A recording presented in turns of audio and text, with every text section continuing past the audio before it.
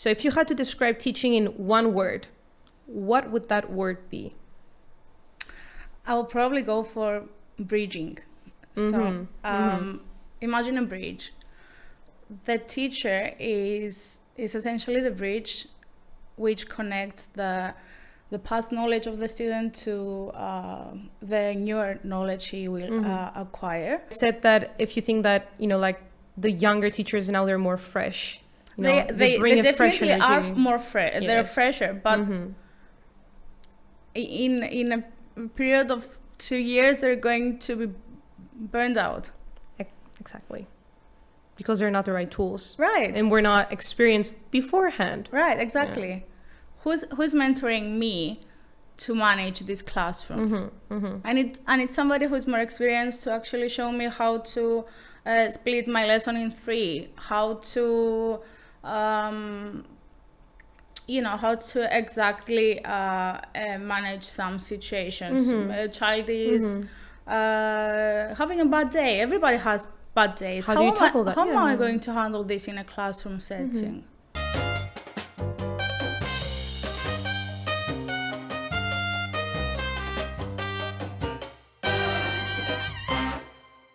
Hello, everyone. I would like to welcome all of the listeners and the viewers for today.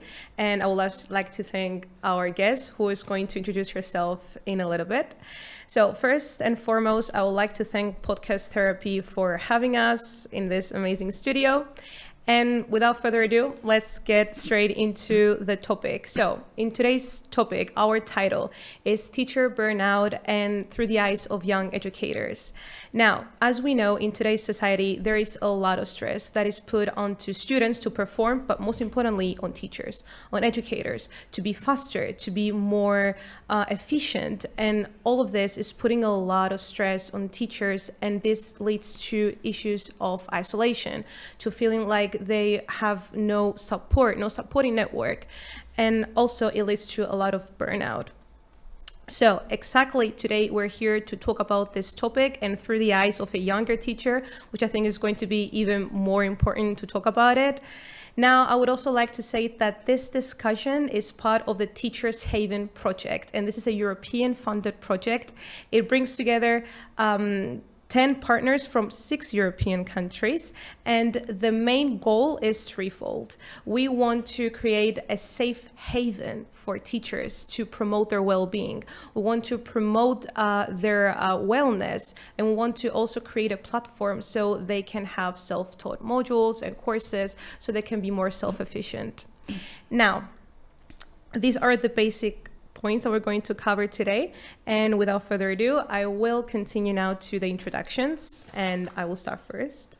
So my name is Argyrou, and I'm a project manager and researcher at Eurosuccess Consulting. Now, a few information about Eurosuccess Consulting. It is an organization that is Cyprus-based, and we have 15 years of experience in areas such as education, training, but also the implementation, of course, of European projects. Our team has worked extensively with emotional intelligence. It has worked extensively with training, with the creation of tools for innovative and inclusive learning. So through other initiatives that we have, but also through our involvement in Teachers Haven, we are committed to create a safe place for teachers to promote their well-being, but also their professional development. Now, that was about me, and I will give the floor to Louiza, who is going to be the guest for today. Hi, Anna. Thank you for having me. My name is Louiza Michael. I am an English teacher. I graduated from the University of Cyprus with a degree in English language and Anglophone literature. I also have my master's in human resource management. I have been teaching for the past 5 years, I think, both in the private and public sector. I've taught all ages, so pretty much from the first year ones and IELTS. I think I've also covered the adults. So in this extensive background. Yeah. Okay, and so you're a younger teacher. I am. you're a younger teacher. And you have experience both in the private and also in the public sector. Yes, so I have worked in private institutes, but I have also worked in the State's Institutes of Further Education, which is it's public institutes for adults and younger students. Okay, fantastic. That is everything that we need for now. And we can jump straight into today's topic. So the first question goes like this. So if you had to describe teaching in one word, what would that word be? I will probably go for bridging. So imagine a bridge. The teacher is essentially the bridge which connects the past knowledge of the student to the newer knowledge he will acquire. And this also applies to an emotional level. So I would say that the teacher can help the student move from the No, but I understand, like from one level to another, you are like the bridge that connects the students from not knowing to become to the level of knowing, but also helping them also become better people. Right. Their critical thinking skills is not just I'm giving you knowledge. Yes, exactly. So the teacher also helps the students gain confidence. They also gain confidence in themselves and to actually perform in class. The teacher can. I think that the teacher can be considered as the bridge in a school environment. No, I understand, and I agree, because I've also been a teacher in the past, but of course you have more experience in that, and I completely see what you're saying. Right. So, Louiza, we're going to continue on, and we're going to go to the second question, which is, what do you find most rewarding as a teacher? This is very personal. I think, to me, the most rewarding part of being a teacher is the moment you understand that your student actually comprehends what you're trying to say. It's that light bulb moment where the student actually gets to act on what you have taught them, and use this knowledge to advance in future endeavors. Well, that is a very nice answer. Okay, excellent. So again, now on the flip side, because that was a very nice answer, but on the flip side, what are the challenges you have faced so far? And you're a younger teacher, so Right. I mean, your voice matters. Well, everybody faced challenges during their first years of teaching. You know that. Well, to me, some of the challenges I faced were not having guidance at all. So I was just thrown in a classroom and was said, do your work. Yeah. So I had to research everything myself. Yeah, on your own. On my own. I've had issues with behaviors in classroom where I had difficulty in managing sometimes. And dare I say, parents can be a difficult part of teaching. You may say that. Yeah, that is true. Well, to expand on this, parents tend to dismiss what the teacher says. For instance, this year I have a student who is a bit weaker in the. It's not doesn't have the highest ability to perform in class, but her mom thinks she's the best student in the class, and she keeps coming at school, and she keeps saying, not the mom, the student keeps coming at school, and she keeps telling me that she did not do her homework because her mom said so. She did only half of it because her mom said so. So and all the burden falls on you then. Yeah. Is that, if I may ask, is that in the public or the private? The private. In the private one. Okay, Yeah. interesting. Yeah. Because usually in the private sector, teachers have expressed that there is a lot more stress on them because the parents feel like clients. I'm a client. I'm paying you. Yeah, exactly. So this is they expect us to do our job, which is expected of us, of course, but they also expect us to do magic. Of course, So, and to fulfill then the profile of their children. Like if they think that the profile of their children is an amazing student, you have to prove that. Right. You cannot say no. Actually, I think it's a different situation once the student's in the classroom. And in this way, if your child has some needs, it has some certain needs that are not being met, how do you expect me to meet them if you do not even pay attention at home to these needs? I only see this child 40 minutes per day, or sometimes 2 periods, so it's 80 minutes per day. How can I change this? It's not magic. Yeah, I understand. So to round back to what we were saying, I think this pressure is also a bit stressful to teachers. Excellent. Yeah, I understand completely.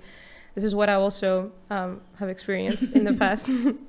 So I think it's a universal experience. Yeah, I think it's a universal experience for teachers everywhere. Yeah, I think so.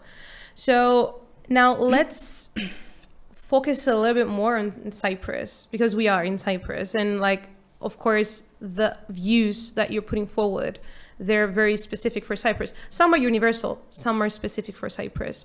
So do you think that society today values teachers in Cyprus? What do you think about this? Well, I would say that I do feel somewhat respected, but I also feel that there's this comment that goes around every time you mention that you're a teacher, that, oh, you just have 2 weeks of vacation in Christmas, 2 weeks for Easter, 2 months in the summer. So you never work. You never work, yeah. You actually do. Yeah. I don't even get paid during summer time, so I don't know what they're actually talking about. I have to say that teachers who work in the private sector, and dare I say also the State's Institute of Further Education, which is the public's in the public sector. Yeah. It's not that we're being paid, with gold. Of course. It's not like the perfect solution. Oh, become a teacher, I am rich. No, it's not like that. Especially teachers who work in afternoons, they usually don't get paid in the summer. Yes. So those 2 months that all schools are closed, all institutes are closed, you have no income if you're a teacher that works afternoons. So from what you're saying right now, I understand that you do feel somewhat respected in some areas. I mean, of course, you're handling children. I mean, not always, but your experience, you have the responsibility, of course. But also, you say that a lot of people think that, especially I think people who work in an office, they say that you're not actually working that much and you're getting paid and you're doing nothing. You're just playing in class. You're just playing games, and you keep singing songs, and you're not actually working. Yeah, exactly. Imagine going through the worst time of your life and having to show up to work and be a clown for exactly for those children. I understand, and I see that sentiment being shared everywhere in Cyprus. Actually, I hope that with like the younger generations, this is going to change, but it takes one to be one, as we have learned at the university. Yeah. Once you're in the shoes of that person, you understand that it takes a lot to be a teacher. Actually, yes. Yeah. So now let's continue on. Now I'm going to focus a little bit more on the well-being and the personal growth. So teaching can be very demanding, as we have said. So how do you personally, as Louiza, manage to handle stress and avoid burnout, if you can avoid it? That is the question. Well, in my experience, knowing myself, I figured that if I prepare a bit the day before, I'm actually less stressed the day off. So that is one part that actually helps me. What I also do is I focus on my hobbies if I have time. So that actually means that I get to spend time for myself, have some, self-care, or I like to do mosaics. So I did take some classes last year. That is something that I actually enjoy doing, and it actually relaxes me a lot and helps me avoid this burnout, I think. Okay. So far you said the hobbies, and the first one was to prepare a little bit for the classroom. Socializing among peers actually helps too. From what I've noticed, whenever I talk about my struggles with coworkers, and we actually share the same problems and challenges, I see that I'm not alone. I get the reassurance that somebody else is going through this as well, and it's not just me, or it's not something that I'm doing wrong. So I don't feel this. I do feel anxiety, but I don't feel this particular stress. That you're by yourself. That it's something that I'm doing wrong. Does this only work with coworkers at work, or for example, if you have somebody who works in an office, if you share your stress, do you think that you have the same, like you feel like, oh, I feel seen right now? Well, everyone has different challenges at work, so I don't expect my friend who works at an office to actually understand how stressed I am because of my my job, or my friend who works at a hospital to actually. Well, yes, exactly. I understand that. Yes. I do share my concerns and of course. my difficulties, but if I share these concerns with a coworker, I feel like I'm more maybe seen. I'm not sure if seen is the correct word to use here. Yeah, I know, but you feel like your viewpoint is like a little bit more validated. Like I'm not by myself. I'm not an alien in this. Right. So 3 points that you've said. You mentioned hobbies, which is important because you have a life outside of school. And then you've also mentioned that you want to prepare before class, and you want to, like vent, like talk with coworkers. Right, exactly. Interesting. I'm keeping track of what you're saying, because Teachers Haven, like our project, is focusing on creating a community for teachers. So you're touching upon that. And then you're also touching upon preparing beforehand. So like self-efficacy as well. But I would like to ask, what do you think about knowledge? Like having the tools to prepare, having the tools to show up in the classroom and tackle on whatever happens. Do you feel prepared in that?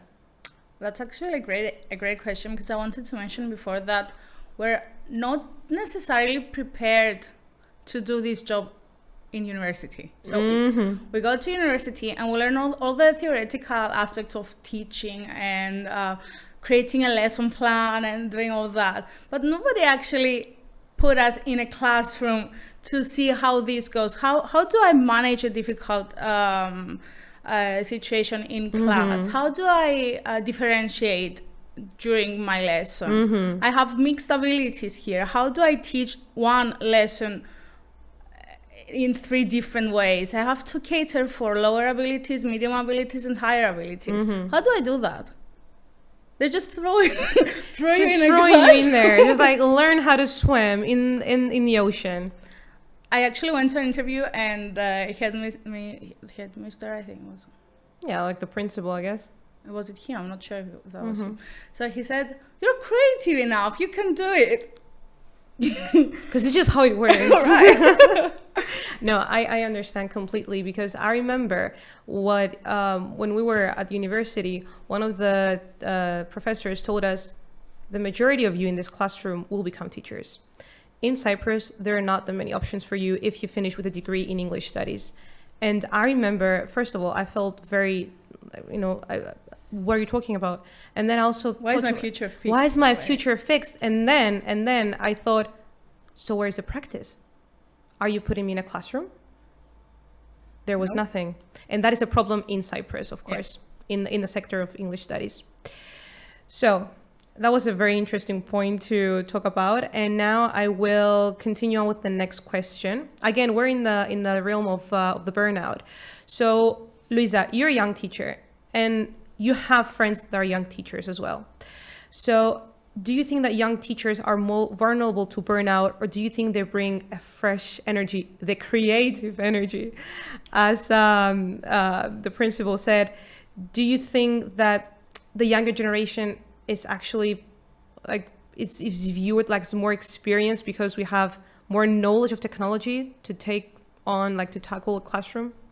I mean, knowing how to use technology is a plus always, but well, it's a good thing to have younger teachers in classrooms because they understand what it is. They know the theories, just like I said before. The theory is well known because they just graduated. That's undeniable. Well, it could be deniable, but yeah, but I understand. Yeah, in theory. In theory, but if you put a fresh graduate in a classroom, it's going to be very overwhelming for them without any guidance, without any help. So in order to avoid this, you have to find a way to mentor them properly, maybe actually have some practice in a classroom setting. I think I'm missing something from your question. Can you? Am I not answering something? No, it's okay because I asked 2 questions in one. But I said that if you think that the younger teachers now they're more fresh. They definitely are more fresh. Yes. They're fresher, but in a period of 2 years, they're going to be burned out. Exactly. Because they're not the right tools. Right. And we're not experienced beforehand. Right, exactly. Yeah. Who's mentoring me to manage this classroom? And it's somebody who's more experienced to actually show me how to split my lesson in 3, how to how to exactly manage some situations. A child is having a bad day. Everybody has bad days. How do you tackle that? How am I going to handle this in a classroom setting? I understand. And right now, what I would like to mention here to the listeners, the viewers, is that the background is English studies. Of course, in Cyprus, there's other disciplines that you can study, and they prepare you. They have a practical course that you can get prepared to teach.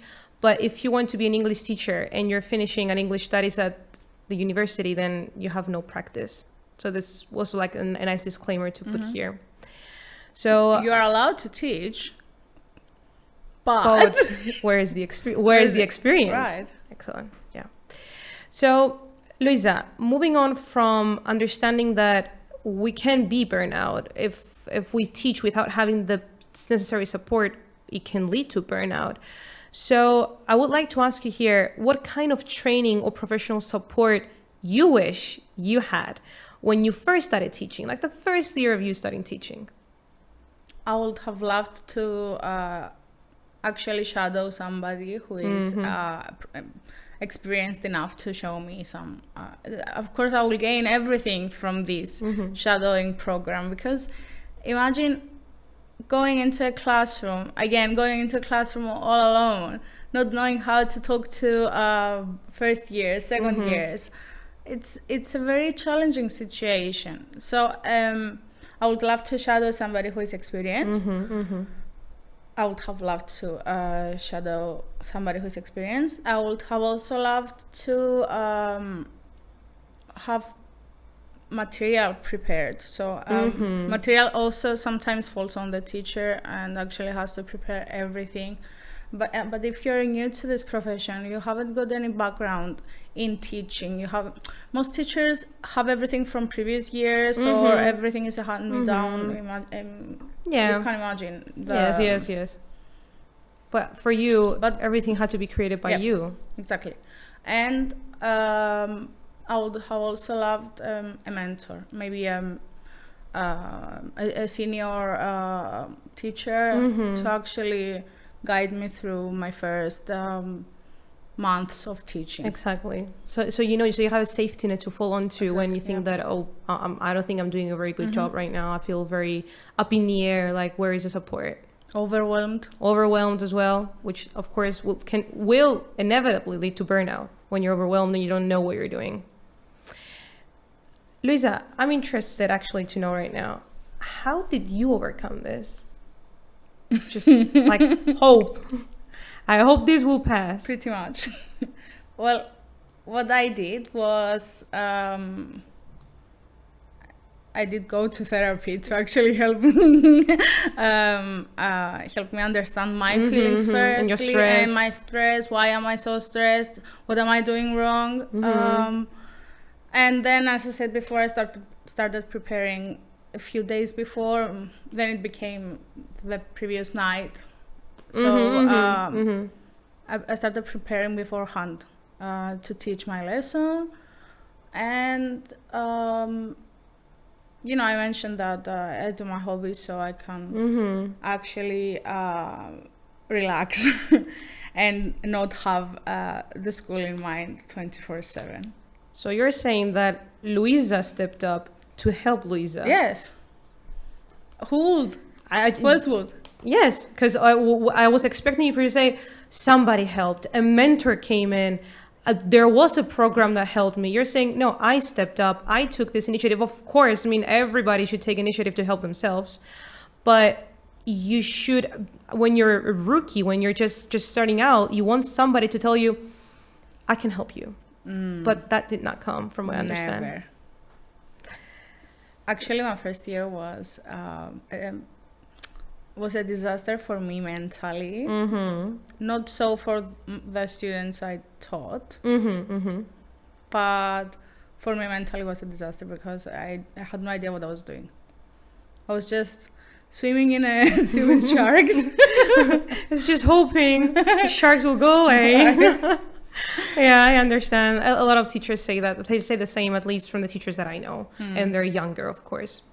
So we've said a lot of needs. We have uncovered a lot of needs, which is fine, which is okay. We were expecting this. So I want to move on to an area that I think will be a little bit more optimistic, which is community and networking. And from what I know, at least networking community is a strong element. I think teachers in Cyprus, they feel that they have peers that they can help them. So I'm asking you, like, as Louiza, with your 5 years of experience, do you think that teaching in Cyprus is a little isolating, or do you think that, no, I feel like part of a community and I feel like I have hands to help me whenever, or a mind to help me whenever I need that extra support? I did have people to help me when I needed that extra support. That being said, those people came on my second year of teaching. So during my first year of teaching, I was very isolated. I had nowhere to go to. The people who were responsible for the school that year were not exactly helpful. So I was asking questions, and because the State's Institute of Further Education actually hire of all subjects, teachers of all subjects. All subjects, yes. So the senior teachers there were, I think, maths teachers or... So you couldn't get actual support, like tailored to English teaching. Yes, exactly. So everything relied on you again. Yep. So the first year, I'm telling you, was a disaster. But on my second year, I actually made a few more. I met a new on on my second year, I actually met people Yes. who were English teachers and could actually help me with tests, with the curriculum, to actually see where I was standing regarding to my my lesson plans. Yes, so the curriculum. my curriculum where it's supposed to be in October, or am I falling behind, or should I go a bit faster or slower? So you found support a little bit later on. Yeah. But so if you could just go back right now, maybe in your second year, the first year from my understanding was you were a little bit isolated. So do you think that there was a person who was a mentor or a colleague who helped you, inspired and helped you grow? Because you're talking a lot about professional help. They help me with tests, they help me with the curriculum, which is great. You want that. But what about personally, what we want to achieve through Teachers Haven is to help teachers personally feel more supported and feel like what I'm doing is actually, it fulfills me. So did you find any mentors who helped you say, I feel inspired? This thing that I'm doing right now, my profession, inspires me. I should say that I've always had some inspiration, but my inspiration was not working with me. Oh, okay. So I always had someone to look up to. Was a teacher though? Yes. Okay. Yes.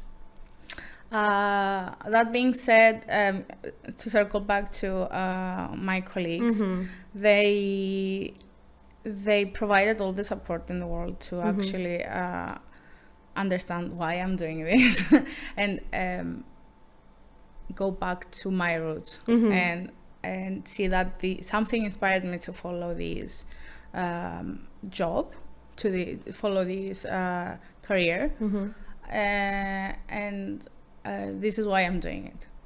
So it helped. It did. Yes, it did. They helped me. They it's helped a group. you. It's a group of 5 teachers. We formed a group chat. We I think we to this day we help each other on the daily. So you're still in contact. Basis. Yep. Oh, well, that is wonderful. Right. Okay. Well, I'm glad that at least the community is helping to support teachers, and I think that in this profession, especially, having a strong network is crucial. It's I think as crucial as having someone to help you with lesson planning, with the curriculum, and all that. So I'm going to now go back to the project, which is Teachers Haven. I think, of course, I've told you about it, and I've talked a little bit about the project in the beginning. So do you think that this project is an international project? We have a lot of European countries who are coming together to implement this project. So do you think that it can offer a change for teachers? Well, it's a huge step towards what is best for teachers. Innovation. Yeah, exactly. It's a very innovative project which will actually help teach new teachers, older teachers, mainly because they will create this connection with their peers. The one that I was talking before, which will give them that push to hopefully feel better about all that burnout every teacher is experiencing. I want to say that all the material that is available through this project is God-given. Yeah, that will become available in the future. Yes, the material that will be available will be God-given, because teachers use a lot of time to prepare for their next lesson, for their next year. Some actually prepare years beforehand too. So actually, this is what we're doing. The curriculum is always changing as well. Of course. And the needs for each. Yeah, exactly. So one of the reasons why we're actually doing this discussion right now is to identify the needs. And you have identified a lot of needs, which we're very thankful for, because when you're going to build a platform and you're going to have courses out there, you want them to say something back to the teachers like, so I'm here to help you for this because I realize that you are lacking in this and you want help in this. So I would like to ask you a question now. So as we've said, the goal is threefold, and I'm going to remind it again. So the goal is to create a platform, as we said, the course as a self-taught, to create the self-efficacy for teachers. And then also we want to help teachers be, like the wellness, to be more supported. And of course, the community, because community can also help with wellness, but community can also help with being more self-efficient because you're exchanging material. As you've said, they've helped me with tests and what more. So I would like to ask you, which one of those, which of these three pillars do you think is the most important for you? I do believe that the connection among teachers, I mean the actual personal connection, not just connecting to gain material, is one of the best things one can gain from this project. Especially because some are actually isolated and have no one to turn up to. And these, through this project, they can meet people, they can talk to people about their challenges, they can gain insights to what it's actually like teaching to other countries, to other years, to other years, to other levels. To other levels. I understand. So it's interesting. Again, you're going back to the community. You think community is very important for teachers. That is going to help them both develop professionally, but also help them feel more supported in their role and make them feel like, of course, we need hobbies, but make them feel less the need to, I need to vent. I need to do something outside of school because I cannot, this is driving me crazy. So this is very important as well. So I want to continue on the discussion about, the future, being a little bit more optimistic.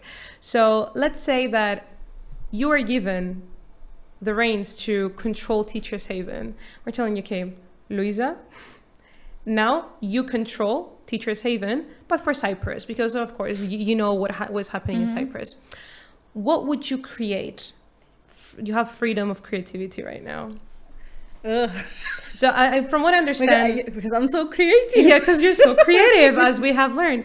So you can, of course, to help you a little bit, I think one of the first pillars you would include is community.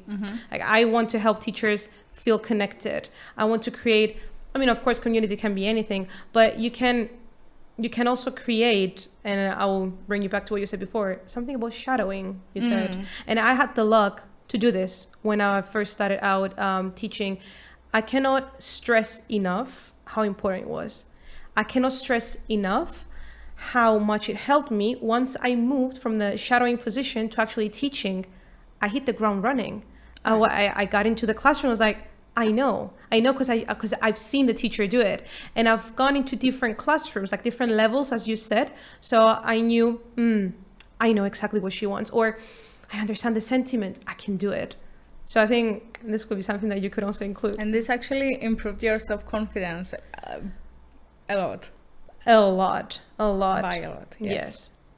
Well, what I would probably create is a way to chat with teachers from all around the world.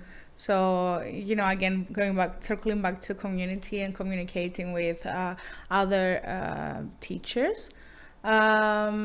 This could actually open a few job opportunities for some. You never know. Of course. I will probably create something like a sharing system, sharing your work, your material, sharing your problems, your challenges, a forum of asking help and receiving help, a Q&A, many small part of actually It's like a little forum. You're talking, yeah. okay, I So understand what you you're can- saying. yeah. Yes. Interesting. And so that'll be the community part. So if I told you, okay, now you are responsible for developing courses. But wait, let me make it a little bit more specific. Courses for students at university, like me and you, once we were students at university, that are planning to be teachers, but they're studying English studies and there is no practice. So I'm telling you, Louiza, help them create a course.